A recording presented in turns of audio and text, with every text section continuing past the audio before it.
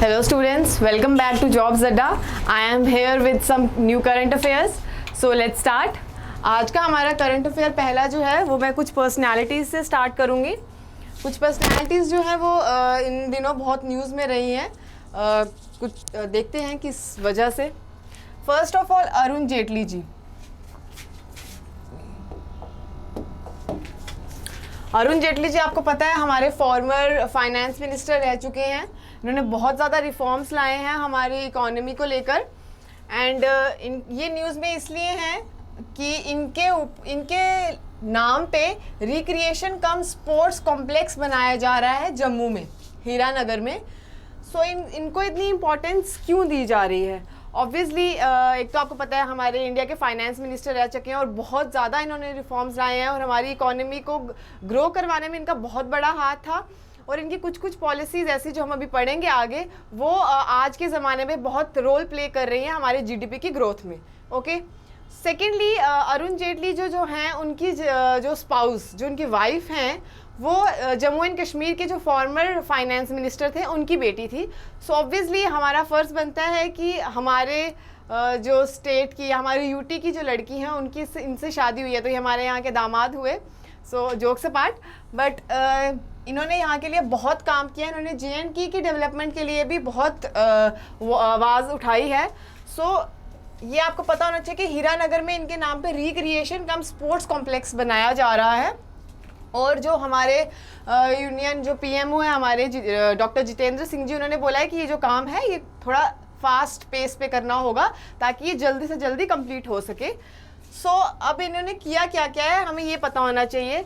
जो जीएसटी था, जो 2017 में GST goods and service tax आया था, वो अरुण जेटली जी ने लाया था. सेकंड, जो डीमोनेटाइजेशन जो पास हुई थी वो भी अरुण जेटली जी ने लाई थी. रेलवे बजट का मर्जर हुआ था. पहले जो हमारा बजट होता था, जो हमारा यूनियन का सेंटर का जो बजट होता था वो रेलवे बजट एंड जो हमारा बाकी ओवरऑल बजट जो होता था उससे अलग होता था. क्यों? क्योंकि कंफ्यूजन ना हो. रेलवे बहुत ज़्यादा हमारे यहाँ पे ग्रो कर रही थी तब जब स्टार्टिंग में ये जब बजट लाया गया था, जब रिफॉर्म्स लाए गए थे एलपीजी द्वारा, तो तब बोला गया था कि इतना ज़्यादा यहाँ पे रेलवे को ग्रो कराने की ज़रूरत है. इनकी जो इंडस्ट्रीज़ हैं और रेलवे जो ट्रैक्स मतलब सब कुछ जो मिला के बहुत ज़्यादा कॉस्ट पड़ती है, तो इनका जो बजट है वो ही अलग कर दो. सो तब बजट अलग कर दिया गया था. लेकिन अरुण जेटली जी ने बोला कि अब काफ़ी ग्रो कर चुका है तो अब इनका मर्जर कर देना चाहिए. ओके. तो रेलवे बजट का मर्जर भी इन्होंने करवाया था. And insolvency and bankruptcy code, तो ये तो आपको पता ही है कि जो भी बैंक्स में जो लोन की प्रॉब्लम हो रही है कि लोन रीपेमेंट नहीं कर पाते हैं लोग. कई सारे लोग जो होता है वो जानबूझ के रीपे नहीं करते हैं एंड भाग जाते हैं इंडिया से, या तो किसी दूसरी कंट्री में या तो कहीं छुप जाते हैं. तो वो हम उनको पकड़ नहीं पाते हैं. तो उसके लिए जो रूल्स और गाइडलाइंस थी वो इंसॉल्वेंसी एंड बैंकरप्सी कोड में दी गई हैं. सो वो किसने लाया? अरुण जेटली जी ने लाया. सो ये कुछ जो इतने इम्पॉर्टेंट रिफॉर्म्स जो हमारे पिछले अभी 1-2 सालों में हुए हैं, सो वो अरुण जेटली जी के द्वारा लाए गए थे.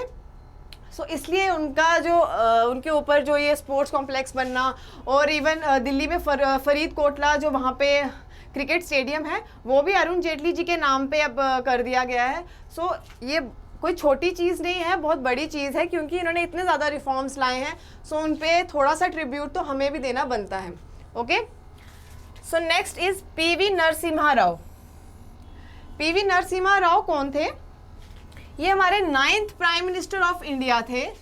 सो इन्होंने भी बहुत ज़्यादा इकोनॉमिक रिफॉर्म्स लाए हैं. इनको हम फादर ऑफ इकोनॉमिक रिफॉर्म्स भी बोलते हैं क्योंकि फर्स्ट जो रिफॉर्म्स लाने की जो इकोनॉमिक रिफॉर्म्स लाने की जो बोलते हैं कि बागडोर जिन्होंने संभाली थी वो पीवी नरसिम्हा राव ने ही संभाली थी. सो इनको तभी फादर ऑफ इकोनॉमिक रिफॉर्म्स भी बोलते हैं. इन्होंने क्या किया था? इन्होंने एक फॉरेन पॉलिसी लाई थी जिसका नाम था लुक ईस्ट पॉलिसी. इसके अकॉर्डिंगली हमें अपने साउथ ईस्ट एशिया में जितने भी नेशंस हैं उनके साथ पॉलिटिकल और अपने जो भी ट्रेड के रिलेशंस हैं वो बना के रखने हैं और स्ट्रॉन्ग करने हैं ताकि हम वहाँ पे अपना जो फ्रेंडली रिलेशन बना के रखें, मैन टू मैन कंटैक्ट बना के रखें, जिसकी वजह से हमें कोऑपरेशन होगी क्योंकि हम अभी डेवलपिंग कंट्री हैं. सो इस चीज़ की हमें बहुत ज़रूरत थी उस टाइम पे, इवन अभी भी है. सो ये जो पॉलिसी है लुक ईस्ट पॉलिसी, ये first time PV Narasimha Rao ने दी थी.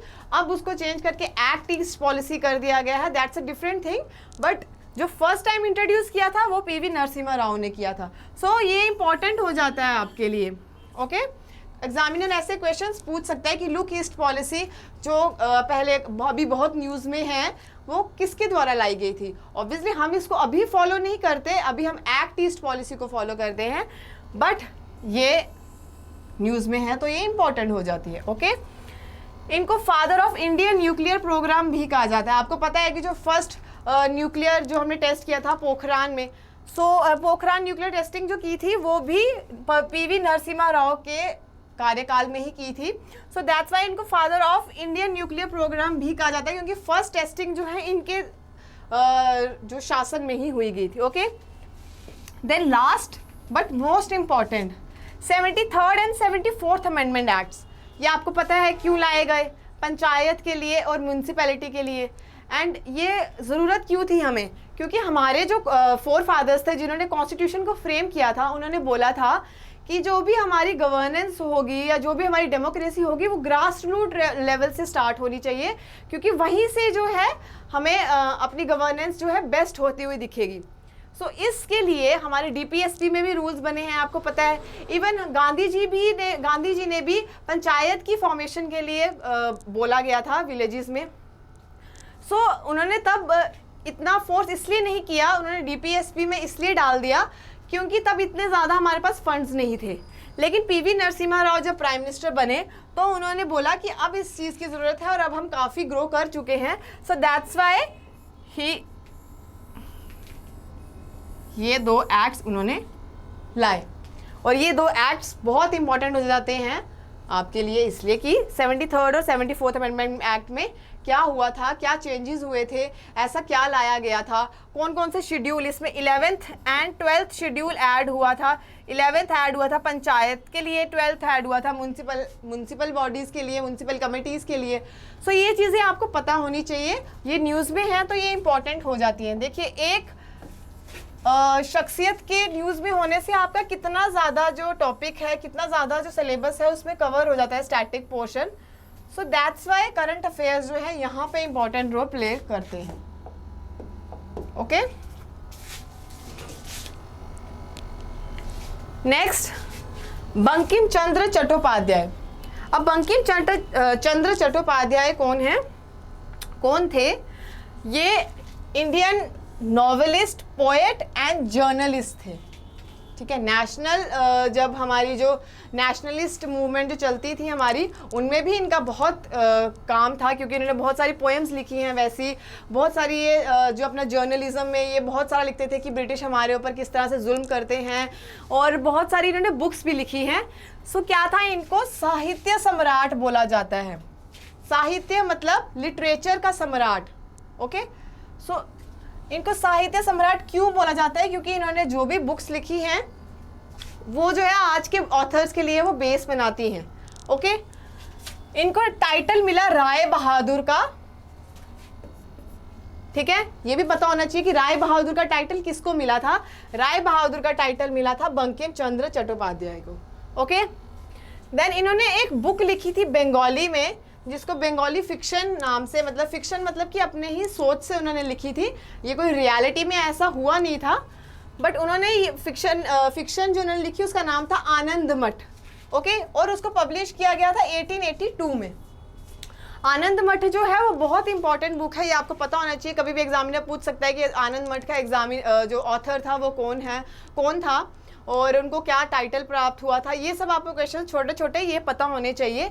और आनंद मठ में ही उन्होंने जो हमारा नेशनल सॉन्ग था वंदे मातरम, आपको पता होगा, वो उन्होंने इंक्लूड किया था हिंदी में। पहले उन्होंने संस्कृत में लिखा था, फिर उन्होंने बाद में हिंदी में इसको कन्वर्ट किया था एंड इसको वहाँ पे लिखा था। ओके, ये भी इन्होंने ही लिखा है। तो आपको कोई पूछे कि वंदे मातरम किसने लिखा है, तो बंकिम चंद्र चट्टोपाध्याय ने ही लिखा है, और इन्होंने आनंद मठ में भी उसको इंक्लूड किया है। कोई अगर फिक्शन का बहुत ज़्यादा शौकीन है फिक्शन पढ़ने में, तो आनंद मठ बुक इज़ मस्ट। अगर आप चाहते हैं तो आप इसको पढ़ सकते हैं। ओके, ठीक है। नेक्स्ट इन्वायरमेंट पे है। अब आप देख रहे होंगे कि आजकल एक दो सालों से इन्वायरमेंट जो है बहुत ज़्यादा इंपॉर्टेंट रोल प्ले करने लगा है हमारी सोसाइटी में, और इन्वायरमेंट पे बहुत ज़्यादा न्यूज़ भी आती है एग्ज़ाम, और आपने देखा होगा एग्ज़ाम का ट्रेंड ऐसा बन गया कि इन्वायरमेंट बहुत इंपॉर्टेंट रोल प्ले करने लगा है एग्ज़ाम्स में। क्यों? बिकॉज इतना ज़्यादा पॉल्यूशन बढ़ गया है, इतना ज़्यादा मैन मेड एक्टिविटीज़ बढ़ गई हैं, एंथ्रोपोजेनिक एक्टिविटीज़ इतनी ज़्यादा हो गई है कि जो ये क्लाइमेट चेंज है उसका जो प्रोसेस है बहुत फास्ट हो गया। ग्लोबल वार्मिंग पहले भी हो रही थी, लेकिन अब उसका प्रोसेस बहुत ज़्यादा फास्ट हो गया। ग्रीन हाउस गैसेज हम इतनी ज़्यादा रिलीज़ कर रहे हैं इन्वायरमेंट में, क्लोरोफ्लोरोकार्बन इतने ज़्यादा रिलीज़ हो रहे हैं इन्वायरमेंट में। सो उसकी वजह से ओजोन होल डिप्लीशन हो रहा है, आपको पता है, ग्लेशियर्स मेल्ट कर रहे हैं, कहीं पे फ्लड्स आ रहे हैं, कहीं पे इंटेंस हीटिंग हो रही है। सो ये बैलेंस जो है वो नेचर चाह के भी मेंटेन नहीं कर पा रहा, और वो इसलिए क्योंकि हम लोग इस चीज़ में कोऑपरेट नहीं कर रहे हैं। सो हम लोगों को कोऑपरेट करना बहुत ज़रूरी है इस चीज़ में। इसके लिए बहुत सारे समिट्स किए जाते हैं, इतनी कॉन्फ्रेंसेज, ये Paris climate conference and all, लेकिन बहुत सारी ऐसी डेवलप्ड कंट्रीज़ हैं जो यहाँ से बैकआउट कर जाती हैं। सो ऑब्वियसली ये चीज़ में कॉर्पोरेशन इज़ मस्ट। अगर कॉर्पोरेशन ही हम एक दूसरे के साथ ही नहीं साथ मिलकर ही काम नहीं करेंगे, सो ऐसे हम क्लाइमेट चेंज को कभी रोक ही नहीं पाएंगे। Okay, so that's Y climate change वाली न्यूज़ जो है वो बहुत इंपॉर्टेंट हो जाती हैं। जैसे अभी देखो सिंगल यूज़ प्लास्टिक जो है, इंडिया ने क्या किया है, जो सिंगल यूज़ प्लास्टिक के लिए उन्होंने एक हैकेथॉन टाइप 2021 ऑर्गेनाइज की है। मतलब क्या नाम है, India plastic change hackathon 2021 by environment ministry. Okay, environment minister ने बोला है कि हमें सिंगल प्लास्टिक का जो यूज़ है वो कम से कम करना है। लास्ट ईयर भी आपको पता है इस पर बहुत ज़्यादा डिबेट चल रही थी कि हमें बैन करना है, किस हिसाब से करेंगे। हमारा तो आजकल का काम ही सिर्फ प्लास्टिक्स पे रिलेटेड होता है, हम सब कुछ प्लास्टिक में ही डाल के करते हैं। तो वही उन्होंने बोला है कि हम एक हैकेथॉन चलाएँगे, जो कि लास्ट ईयर भी चली थी, बट इस साल का नाम होगा हैकेथॉन 2021 और सिंगल यूज़ प्लास्टिक के लिए होगा। अब इसमें क्या उन्होंने, इस हैकेथॉन में होगा क्या, बेसिकली इसमें जो है वो बोलेंगे कि हमें जो हायर इंस्टीट्यूशन में बच्चे, टीचर्स या जो भी प्रोफेसर्स वगैरह हैं, उनसे उन्होंने इनोवेटिव सॉल्यूशंस मांगे हैं और ऑल्टरनेटिव मेथड्स मांगे हैं कि हम सिंगल यूज़ प्लास्टिक को छोड़कर कौन सी चीज़ अपनाएं और क्या चीज़ करें जिससे कि ये सिंगल यूज़ प्लास्टिक जो है इनका यूज़ कम हो जाए। ओके, सो सी मिटिगेट, इनके लिए देखो इनोवेटिव सॉल्यूशंस मांगे to mitigate and develop alternatives by students of higher education institutions. Okay, plastic waste management rules 2016 में आए थे, ये आपको पता ही होगा, बाय मिनिस्ट्री ऑफ इन्वायरमेंट, जिसमें उन्होंने बोला था डिफरेंट कलर ऑफ जो डस्टबिन्स हैं वो लगाए जाएंगे, रेड, येलो, वाइट, ब्लैक। सो उसके अकॉर्डिंगली उसमें जो हम डालते हैं वेस्ट वैसे ही डालेंगे, जैसे ड्राई वाला जो है वो हम वाइट में डालेंगे, जो किचन वेस्ट है ब्लैक में डालेंगे। तो वो उस हिसाब से उन्होंने डिस्टिंग्विश किया था। क्यों किया था? ताकि हम जो ये प्लास्टिक वेस्ट मैनेजमेंट है इसको अच्छे से कर पाएँ। अभी भी वो चीज़ इतनी अच्छे से हुई नहीं। अभी भी आप देखो रोड्स पे कितने लिफाफे जो हैं वो एनिमल्स खा रहे होते हैं, उससे उनकी कितनी डेथ्स हो जाती है। सो ये चीज़ जो है आगे जाके हमें ही अफेक्ट करेंगी। सो हमें इस चीज़ पे ऑब्वियसली कॉर्पोरेट करना है गवर्नमेंट के साथ, ताकि हम कम से कम इन चीज़ों को यूज़ करें और इको फ्रेंडली चीज़ों पे ज़्यादा से ज़्यादा ध्यान दें। Okay, next is Sardar Sarovar dam. Let me clear this.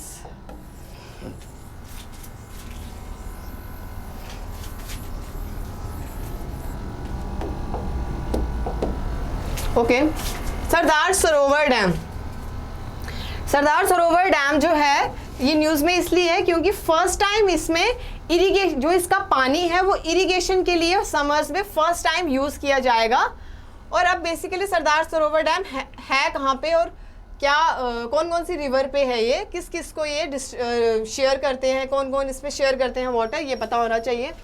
सो ये टर्मिनल डैम है, कहाँ पे बना है? नर्मदा रिवर के ऊपर, गुजरात में। ओके, 3 स्टेट्स इसमें वाटर शेयर करती हैं। कौन कौन सी? मध्य प्रदेश, महाराष्ट्र एंड गुजरात। अब नर्मदा जो है वेस्ट फ्लोइंग रिवर है, आपको पता ही होगा हमारे इंडियन पेनिनसुलर की रिवर्स जो हैं ईस्ट फ्लोइंग होती हैं, कुछ वेस्ट फ्लोइंग होती हैं। ईस्ट फ्लोइंग मतलब वो ड्रेन करती हैं बे ऑफ बंगाल में जाके, वेस्ट फ्लोइंग जो है वो अरेबियन सी में। वेस्ट फ्लोइंग रिवर्स जो है वो बहुत ही कम है नंबर में।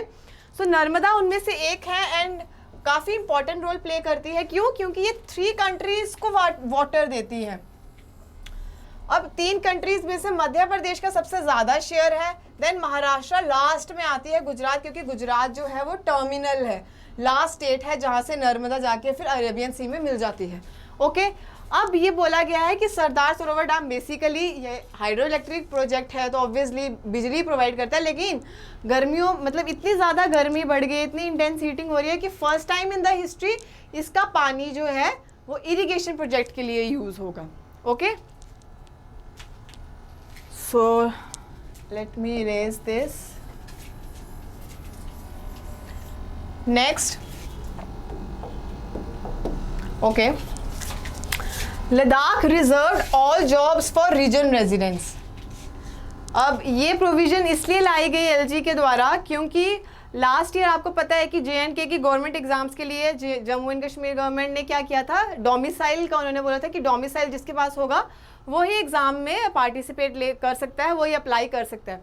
सो वैसे ही लद्दाख में जो इतनी ज़्यादा पॉपुलेशन है, नो डाउट ज़्यादा पॉपुलेशन नहीं है, बट जितनी भी है उनकी जॉब्स के अकॉर्डिंगली वो पॉपुलेशन बहुत ज़्यादा है।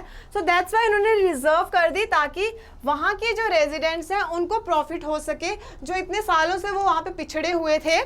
सो उनको इस चीज़ का फ़ायदा देने के लिए उन्होंने बोला कि ये जो जॉब्स हम जो भी निकालेंगे ये यहाँ के रेजिडेंट्स के लिए रिजर्व्ड होंगी, जो नहीं होंगी रिजर्व वो हम बाद में लिस्ट निकालेंगे अलग से, बट अभी जो भी जॉब्स गवर्नमेंट की आएंगी लद्दाख में वो सारी रिजर्व्ड होंगी सिर्फ लद्दाख रेजिडेंट्स के लिए, जिनके पास वहाँ का सर्टिफिकेट होगा वही उसके लिए अप्लाई कर सकते हैं। So it's a good news क्योंकि वहाँ के लोग काफ़ी सफ़र कर चुके हैं। सो ये चीज़ उनके लिए बहुत अच्छी न्यूज़ लाई है। ठीक है, next is science and technology से है ये टॉपिक। इसमें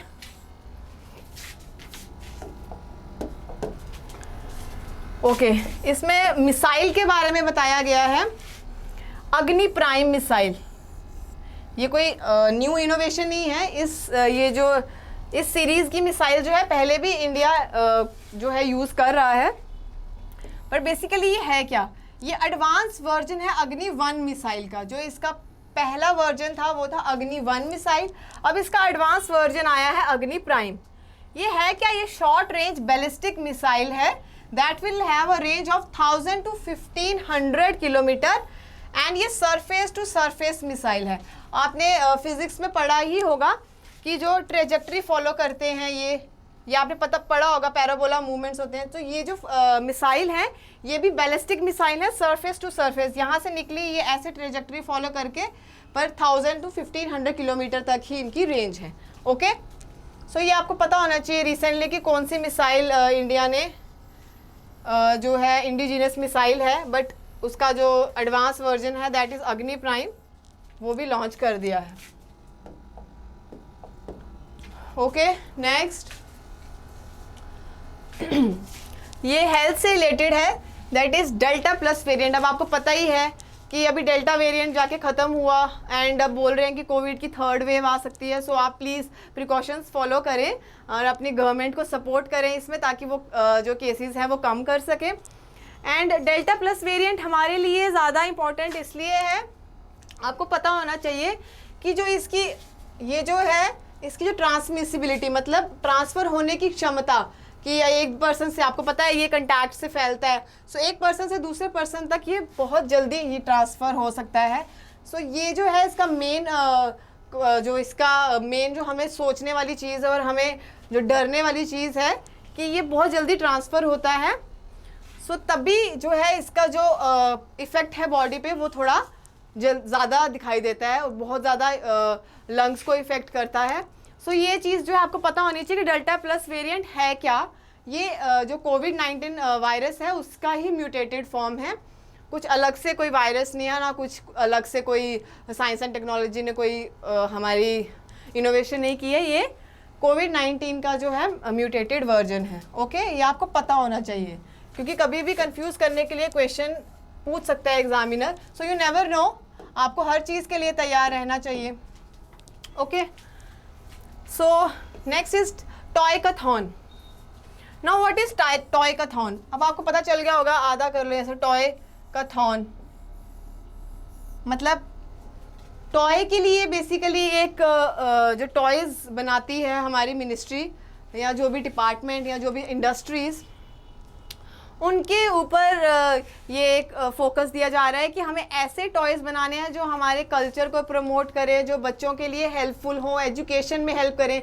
अब आपको पता है नेशनल एजुकेशन पॉलिसी 2020 जो आई, उसमें भी ये चीज़ बोली गई है कि हमें इस तरह से अपना एजुकेशन सिस्टम प्रमोट करना है कि वो हॉलिस्टिक व्यू करे। जो छोटा बच्चा है वहीं से उसको हॉलिस्टिक व्यू देना स्टार्ट करना है, मतलब घर से ही उसको ऐसी एजुकेशन प्रोवाइड करनी है। सो इसलिए क्या है, Toycathon was organised jointly by ministry of education, साथ में 5 मिनिस्ट्रीज इसके साथ इन्वॉल्व हैं। कौन कौन सी? Ministry of information and broadcasting, ministry of women and child development, ministry of commerce and industry, ministry of small and medium enterprises and ministry of textiles. ठीक है, सो ये 6 मिनिस्ट्रीज जो हैं ये मिलके काम कर रही हैं कि एक जो है एजुकेशन को प्रमोट कर रही है, एक जो है ब्रॉडकास्ट कर रही है कि किस तरह से हमें एजुकेशन को प्रमोट करना है, एक जो है चाइल्ड डेवलपमेंट और विमेन एंड चाइल्ड डेवलपमेंट। तो ऑब्वियसली इस चीज़ में ये मिनिस्ट्री भी इम्पॉर्टेंट हो जाती है। Then ministry of small and medium enterprises, क्योंकि ये जो है इंडस्ट्रीज़ को आगे गाइडलाइंस प्रोवाइड करेंगी, एंड मिनिस्ट्री ऑफ टेक्सटाइल्स। ठीक है, सो ये 6 मिनिस्ट्रीज मिलके टॉयकाथॉन को इन्होंने ऑर्गेनाइज किया है, ताकि जो हमारे जो भी बच्चे हैं छोटे, वो वैसे टॉयज़ के साथ खेले जो उनका कल्चरल, उनका सोशल, मतलब ओवरऑल हॉलिस्टिक व्यू लेके एजुकेशन को करे। जो आज के प्लास्टिक के टॉयज़ हम जो चाइना से, मेड इन चाइना जो उस पर पीछे लिखा होता है, वो छोड़ के हम मेड इन इंडिया वाले फॉलो करें। ओके, सो बेसिकली ये है क्या, बूस्ट कर रहे हैं टॉय इंडस्ट्री इन इंडिया। अब आपको पता ही है कि मेक इन इंडिया प्रोजेक्ट कितनी देर से हम कितना बूस्ट करने की कोशिश कर रहे हैं मेक इन इंडिया को। सो ये उसके लिए भी एक इनिशिएटिव हो जाता है कि हम टॉय इंडस्ट्री को बूस्ट करें ताकि मेक इन इंडिया भी स्ट्रांग हो सके।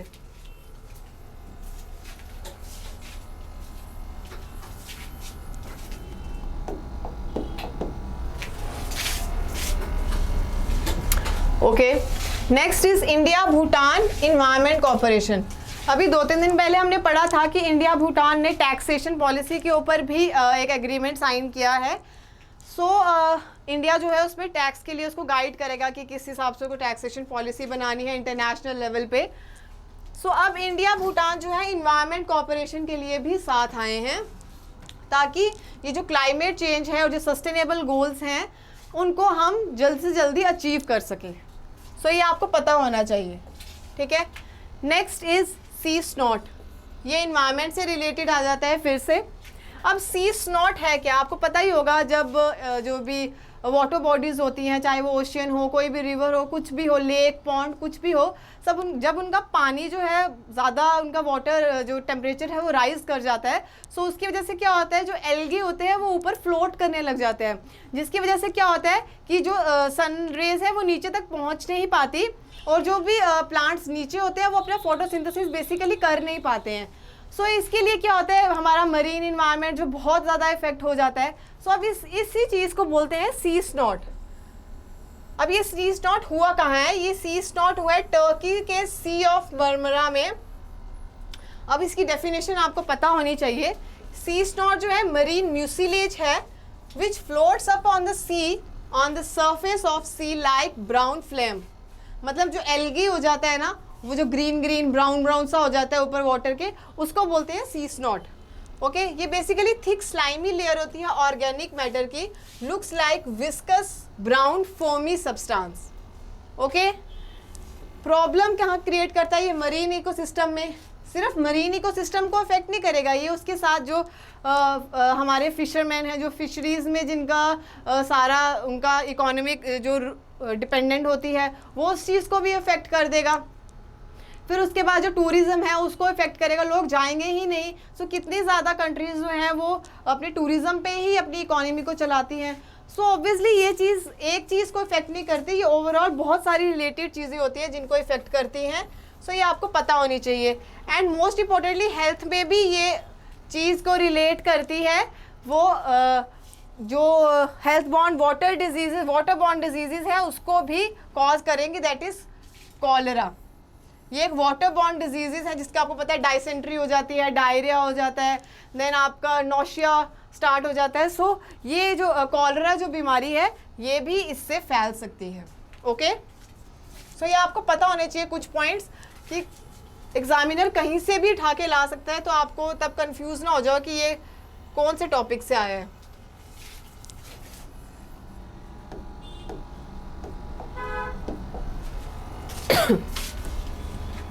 Okay, next is national disaster management authority. अब ये न्यूज़ में क्यों है?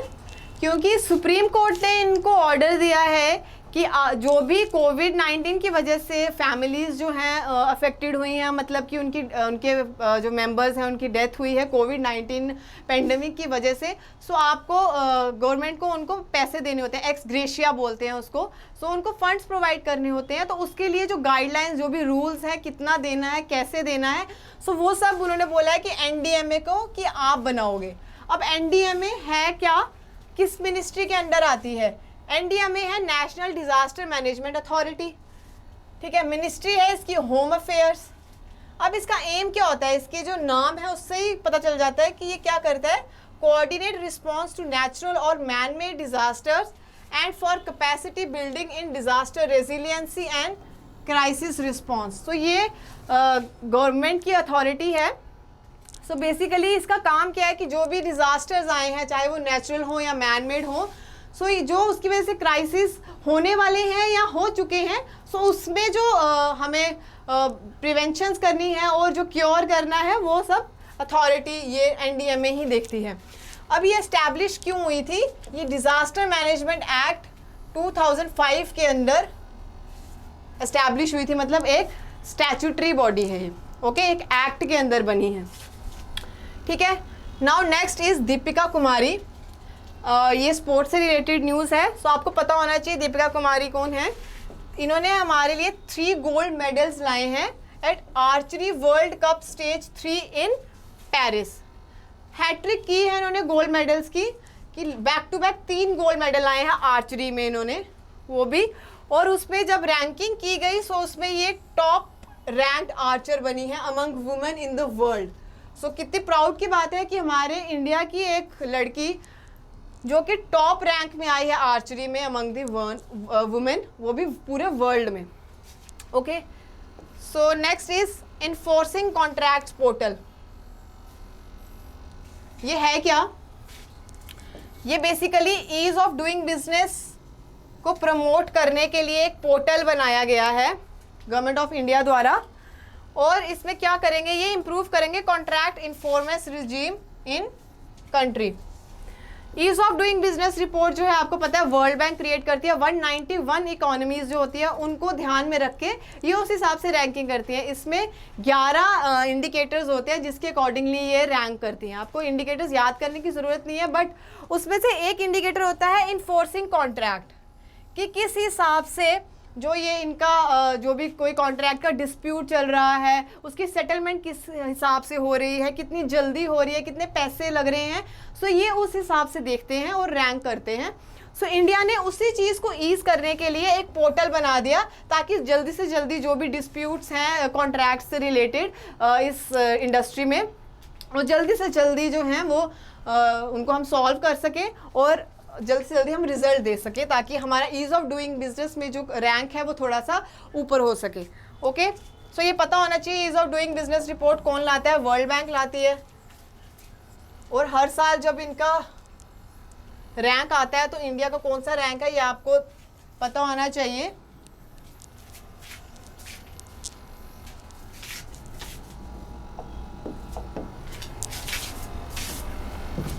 Okay, now questions. Who organized Toycathon? सो ये आपको पता होना चाहिए नीति आयोग ने किया है, मिनिस्ट्री ऑफ एजुकेशन ने किया है।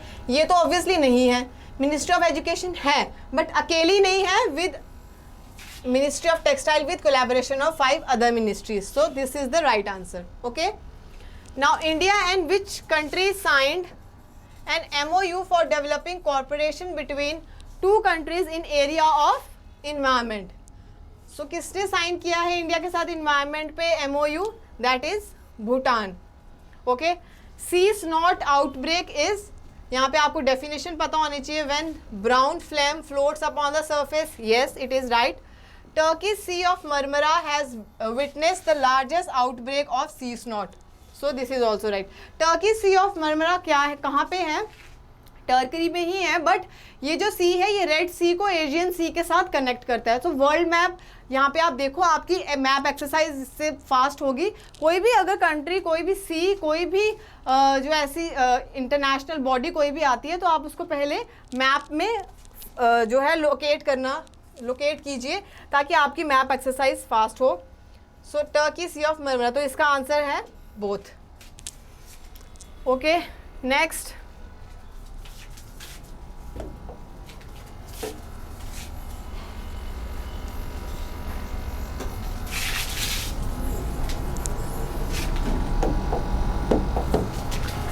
Who has become the first Indian swimmer जो कि टोक्यो ओलंपिक गेम्स में क्वालिफाई किया है जिसने. सो कौन है वो, ये आपको पता होना चाहिए. Sajan Prakash. Okay. Recently lieutenant governor of which UT launch Hausla programme. So ये है जे.एन.के के जो लेफ्टिनेंट गवर्नर हैं उन्होंने हौसला प्रोग्राम लाया. अब हौसला प्रोग्राम है क्या? ये हौसला प्रोग्राम जो है इंस्पायरिंग हर ग्रोथ, ये पूरा प्रोग्राम का नाम है हौसला इंस्पायरिंग हर ग्रोथ. मतलब जो वुमेन एंटरप्रेन्योरशिप है, वुमेन एम्पावरमेंट को बेसिकली ये प्रमोट कर रहे हैं कि जो वुमेन एंटरप्रेन्योर्स हैं हमारे यूटी में, वो उनको प्रमोट करें कि ताकि वो और ज़्यादा इस चीज़ में पैर रखें, वो और ज़्यादा इस चीज़ में काम करें, अपनी जो स्किल्स हैं वो दिखाएं ताकि वो ये एंटरप्रेन्योरशिप जो है वो उसको डेवलप कर सके, women entrepreneurship. So basically women के लिए, वुमेन एम्पावरमेंट के लिए ये प्रोग्राम है जे.एन.के यूटी में लाया गया है. Okay. Now, who released the book name Anomalies in Law and Justice? Who released? Release किसने की है? Chief justice NV. रमना ने. बट ये इसका ऑथर कौन है बुक का? That is R V. रविंद्रन. ये भी चीफ जस्टिस रह चुके हैं. सो अभी इनकी बुक, इनके द्वारा लिखी गई बुक एन.वी. रमना ने रिलीज की है. और इसमें उन्होंने बेसिकली बताया है कि जो लॉ एंड जस्टिस जो है अभी भी इन्वॉल्व हो रहा है.